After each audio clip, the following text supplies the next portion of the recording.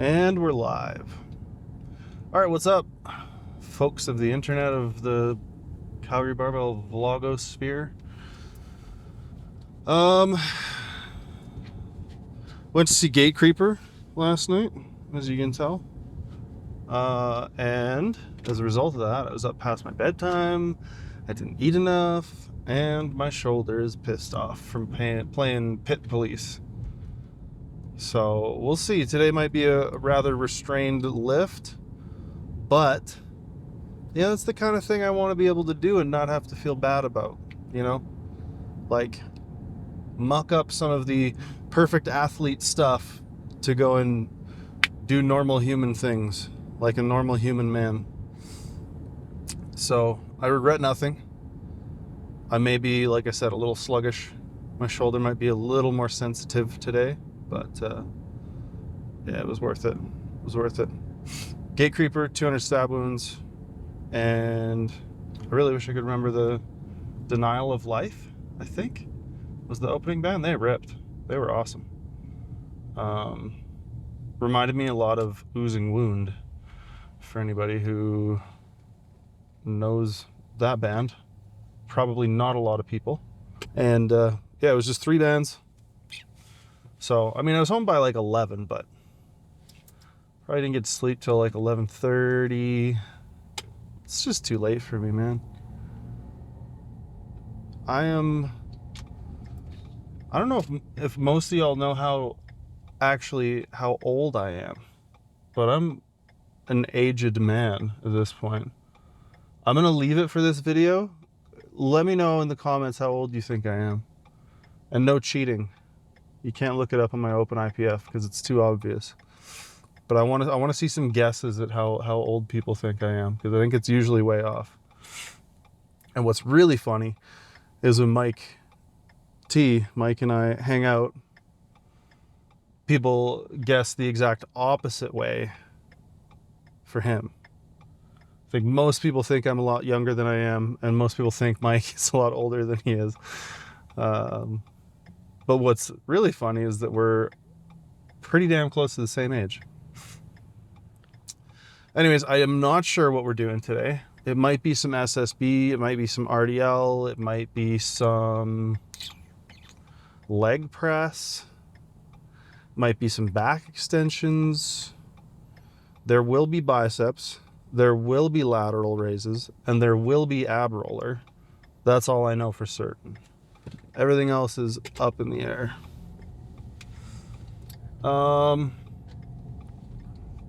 We got some apparel coming out. Are we doing the 18th? Yeah? Dylan's nodding yes. We're gonna be launching our apparel on the 18th of July. We posted some like sneak peek pics on the gram the other day. Very outdoorsy kind of launch. Got some short shorts, some like ranger shorts, ranger panties, I believe that somebody called them at one point. But anyways, like I don't know, 1.5 inseam, real thighs to the skies kind of vibe on those. And then we got a nice like cream colored pocket shirt and another nice new dad hat, as well as I think one of the crown jewels of the collection is the sweater. And it's not like, yeah, heavy big crew neck sweater in the middle of summer is maybe not the most like seasonal thing, but damn are those sweaters nice. Deep forest green gold embroidery. Anyways, they're good, they're cool. We'll post a bunch more stuff about that, but we went and took some pictures the other day and they turned out really well. Got some real cute pics of me and Bronson. Mostly Bronson, but he can't wear the apparel, so he sure does sell it though, you know what I mean?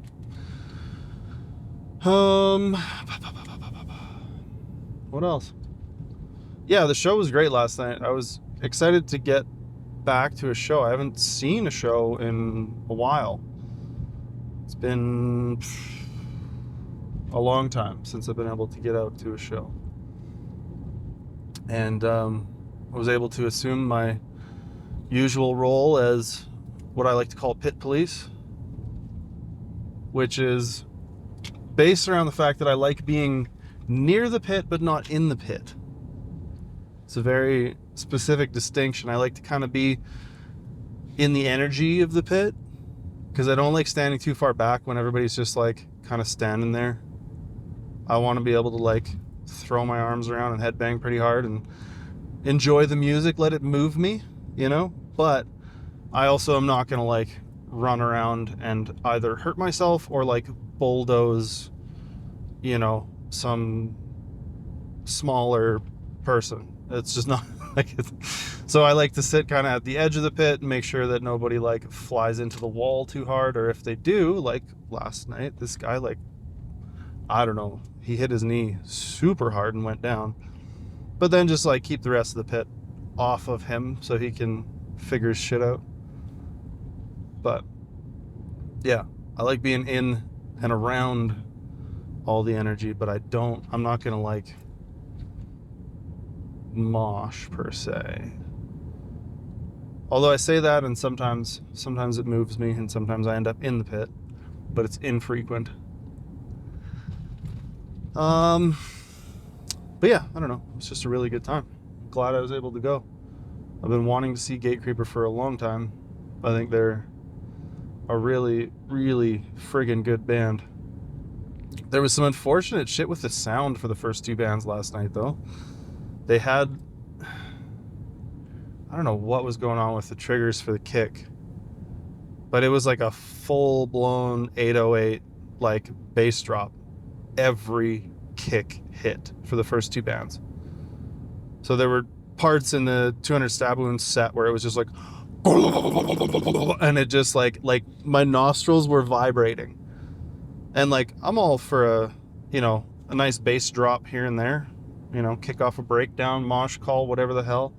But at that point, it's just like all you hear is that reverb, and it just completely drowns out the guitars, all like the cymbals, like just everything is gone in that, just like, oh.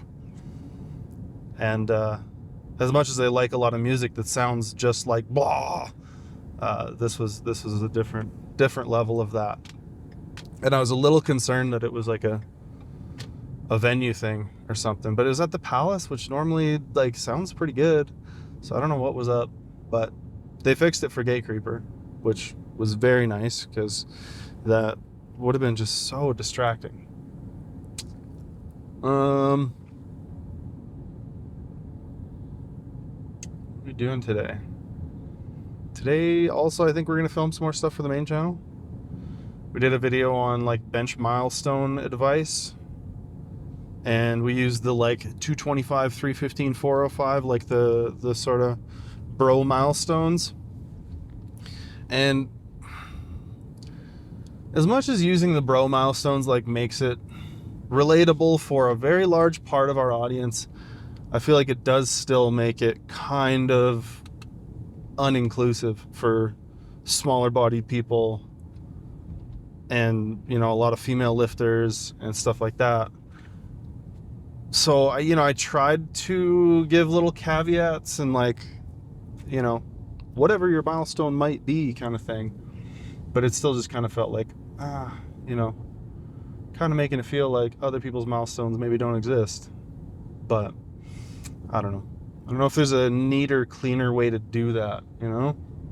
And then, yeah, I take off on Thursday, and I'm gone till the following Tuesday to do some hanging out with Selena's family at a little cabin out west a bit, which I'm really excited about. I'll have to get a couple sessions in at like an Anytime Fitness or 24-hour fitness or something near there, which I'm a little less excited about. But also, a lot of the times I really like training in those gyms. I personally really like just training at new and different gyms. And I know that like a Good Life or whatever, you know, you train at one, you kind of trained at most of them for like all intents and purposes.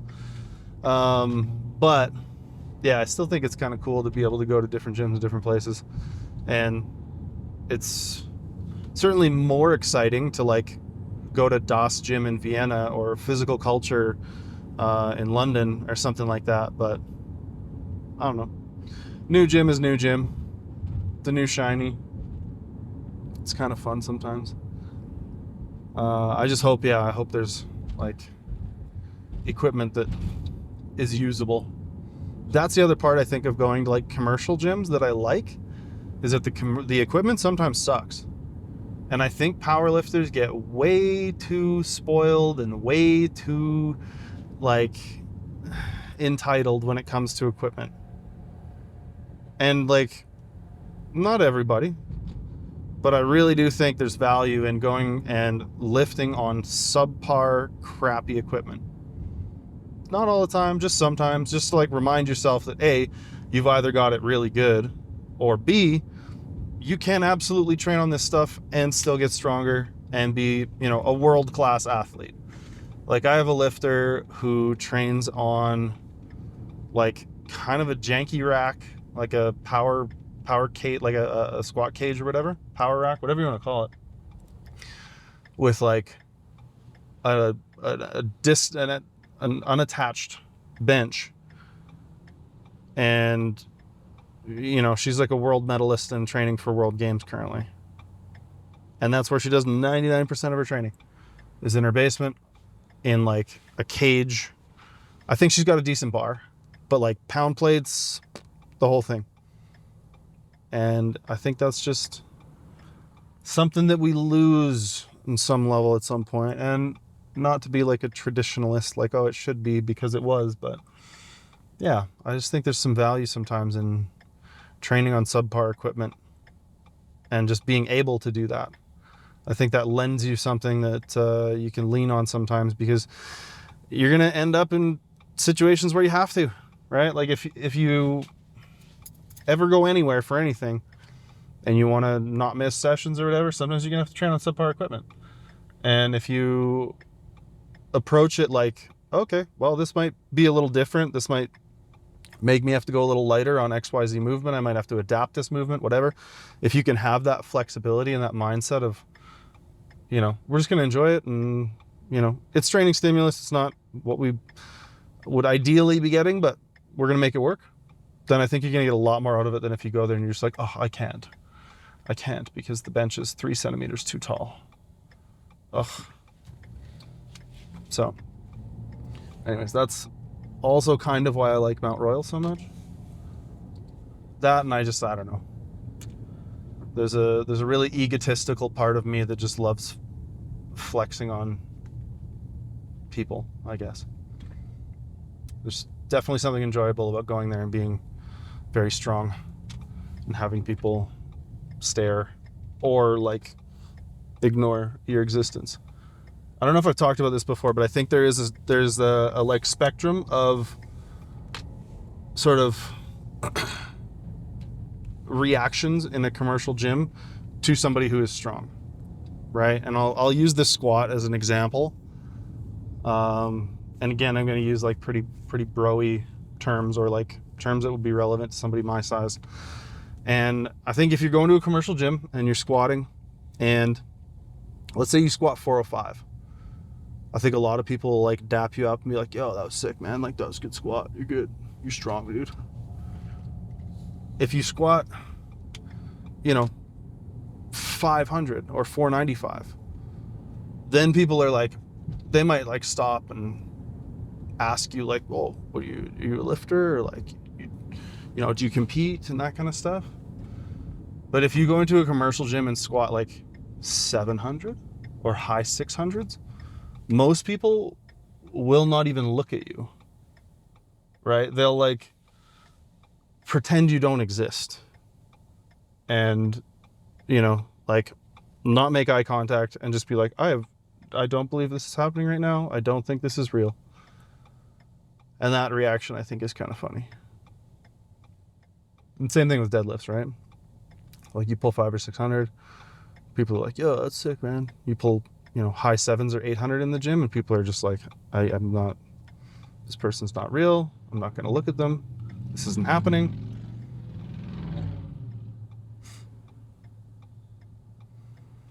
That, and it's way closer to my home, and yeah, just nice. Nice to have that quick back and forth. Nice. Our parking lot is mostly dirt. All right, well, we're gonna go lift, and we'll see you on the inside.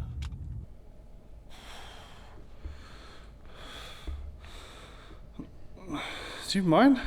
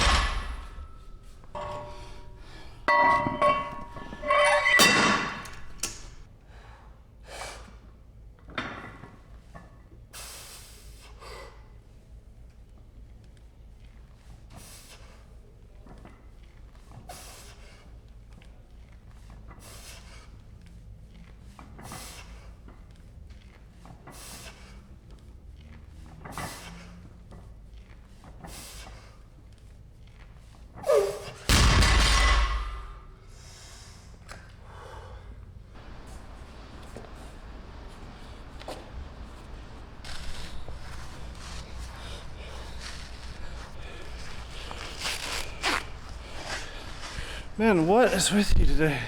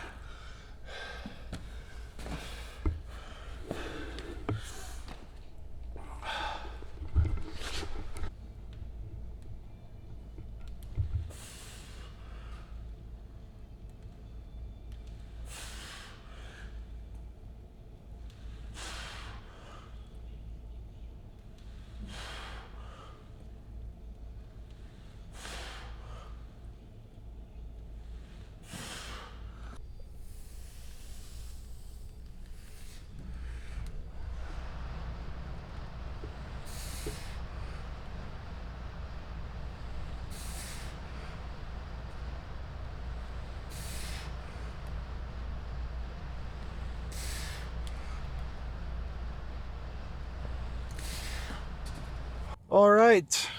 Well, we wrapped up another... Frick, that ended up being a long day. This was not just a drive-in, lift, drive-out vlog. This was a drive-in, lift, write, and film a full main channel video, do a bunch of emails, pack orders, then drive home vlog. So, I'm tired, man. Like I said, I was up past my bedtime last night. Didn't eat as much as I would have liked. Friggin' starving. Starving Marvin. But I got, I don't want to say a day off, but like, we don't have to film tomorrow. So I'll probably spend the day getting ahead on programming for the weekend, because we're headed out for a little holiday-esque time. And that should be pretty good. Pretty good. Be like 5-ish, 4-ish days, something like that. Just kind of over the weekend. We get back on, drive back Monday. But it's on a lake, you know. Maybe there won't be anybody with the Corvette, which would be nice for me. Shoot, yeah, I mean, I'm kind of talked out today, to be totally honest with you. I feel like, yeah, I sometimes wish, because a long time ago, used to be I made a really concerted effort to like answer every DM that I got, and, you know, respond to every comment, and, you know, really try to just like make people feel heard, you know what I mean? Like, I felt like if people wanted to interact with Calgary Barbell in pretty much any way, shape, or form, like, I want that to feel like we're making the time to interact back. And sometimes I feel like I've lost that a little bit. Like, I kind of don't have as much social capital to like invest back into that, because I've, in some ways, I think, learned to take better care of myself and keep more of that for myself and for Selena and for my, you know, close friends.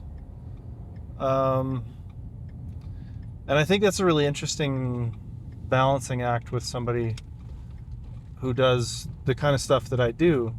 You know, I work pretty hard to put out a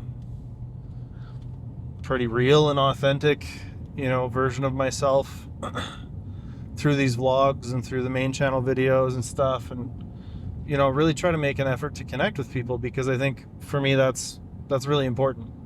You know, that's one of the main reasons that we started Calgary Barbell was to help people. You know, I wanted to make and provide the resources that I never had getting into lifting, and that was and is, you know, impetus number one with Calgary Barbell. But I feel bad sometimes when, you know, when I won't go on Instagram for like 4 days or whatever, and if I do, I'll like scroll quick, check if my wife sent me anything funny, and then I'm out. You know what I mean? Like, I feel like the amount that I have for that kind of stuff, and to like keep up with other lifters and keep up with, you know, people who are up and coming and breaking records and doing all this stuff, is just, that's kind of fallen away to a degree for me.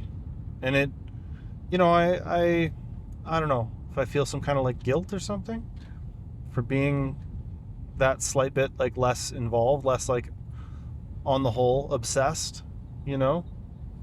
Like when I go to coach, I have to make a concerted effort to like actually scout, like, okay, who's competing against my lifters, or in some cases, who am I competing against? You know, because I don't keep up with that like meta level of analysis, or awareness is probably a better word for it. And I think even with the Calgary Barbell Discord and stuff, you know, when we started that, you know, there was probably, I don't know, like 50 or 80 members or something. And it was during COVID, and I would like be on there while I was training, because I was always training alone in my basement and stuff, you know. It's just really good social interaction, because at that point I was well starved for that, you know. I think as things have, you know, kind of progressed back to where we're at now, like I don't find myself going on the Discord really, you know what I mean? And the public Discord, yes, the public Discord. I was going to talk about the app Discord as well.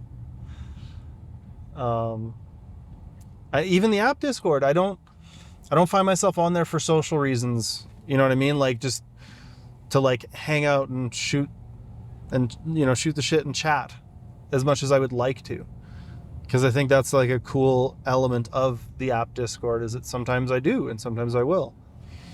But I think part of it is, you know, the vlogs for me provide a way to communicate all that kind of stuff and get a lot of those more personal things out in kind of a more of a mass way. You know, I feel like I can have those kind of conversations and those kind of chats, but just with kind of everybody all at once, you know, instead of having to try to, you know, get to, if I go onto the Discord, you know what I mean? It takes me so long to figure out what the hell's going on and what everybody's talking about. By the time, you know, I'm caught up and I'm able to like embed myself in the conversation, I'm getting pulled in another direction to go get another task done, you know what I mean? And yeah, I think I struggle sometimes with just like being present as it is, like in my real life, in my real world self, that especially if something as abstract as, you know, online communities, I feel like sometimes I just really like lose sight of it, lose track of it, you know. Obviously we have our scheduled check-ins, and, you know, I try to go in there about once a week and answer some of the program questions, or at least like check to make sure everybody's had answers, make sure there's nothing in the technical support, make sure nobody's app is like crashed or their billing got messed up or whatever. But yeah, I don't know. I hope that, you know, for anybody who's like sent me a DM that I didn't answer, or, you know, whatever, tried to reach out in a way and didn't get a response, hopefully this maybe fills some of that void from like a social aspect. Obviously, if it was a business thing, like we take care of that stuff. But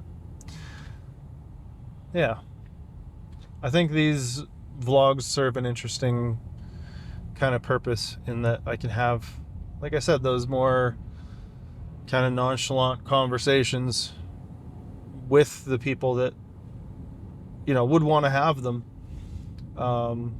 but in a way that I can, you know, in a way, do you know what I mean? Like, it's kind of all at once, instead of having to try to have, you know, a few hundred or however many more conversations that, like, I literally can't. I don't have the time in any day, you know? And I don't think it's about, you know, not being interactive or, you know, not paying attention necessarily, but I think it's more about providing that kind of like personal touch, but just in a in a more at a larger scale, you know? And I think that's why it's important to me that these vlogs stay something that's just off the cuff and conversational, and sometimes I stumble over my words and I correct myself, or I say something wrong or something weird, or, you know, it is what it is.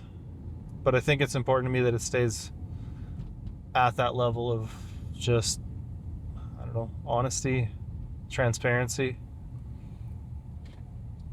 And I don't know if I feel like I owe that or if I just like I want to get that out there, because I really do love interacting with our community and with the people that support us. You know, they're the ones that, you know, allow me to do what I do for a living. And, you know, I might come out of a day like today and be like, oh man, you know, I had to do all this stuff and like mess around with my friends and film a funny video and, you know, like do a bunch of dumb funny stuff and laugh all day and, you know, get to talk about powerlifting. Like I'm pretty fortunate to be able to do what I do. You know, I make no pretenses about that, and I wouldn't be able to do it if it weren't for the people who support us.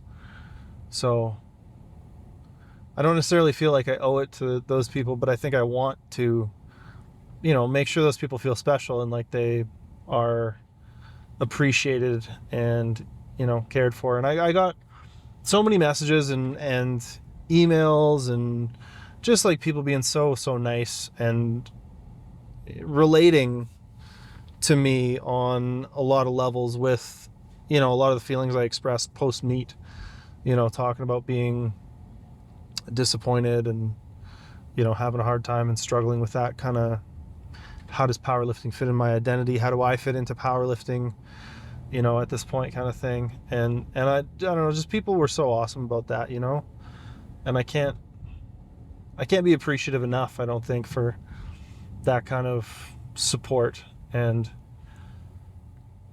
at the end of the day, that's more what it's about than any, you know, one performance, you know, any one day's numbers. And I think, I don't know, it's just more, there's more to it, you know. It's more meaningful to try to have an impact and like encourage others or make others feel seen or feel like, you know, like they're not alone in struggling through some of this shit. And whether that's lifting or otherwise, you know, I think, you know, I've probably talked about it plenty, but there's a lot of things about lifting that are kind of pretty good allegories for struggles in life. And, you know, sometimes those struggles are very much in our own control, and we need to get out of our own way. And other times there's just fucking nothing we can do about it. You know, you just get T-boned by life and it just sucks. And there's not a thing you could have done differently or better. And, yeah, I don't know. I think in a lot of ways, lifting is like that, you know? But anyways, I'm not really sure where I'm going with any of this or what I've said so far even.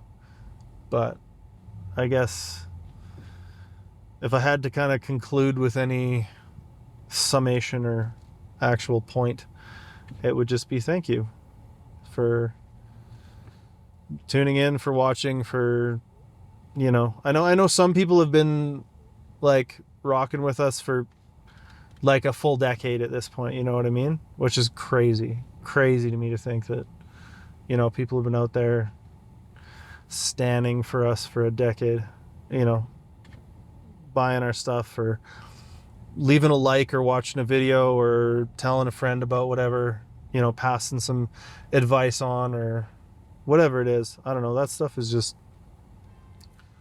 it's so fucking cool that we get to do what we do because of all of y'all.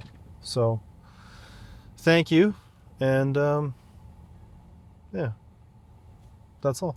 Thank you. We'll see you in the next video. Bye bye.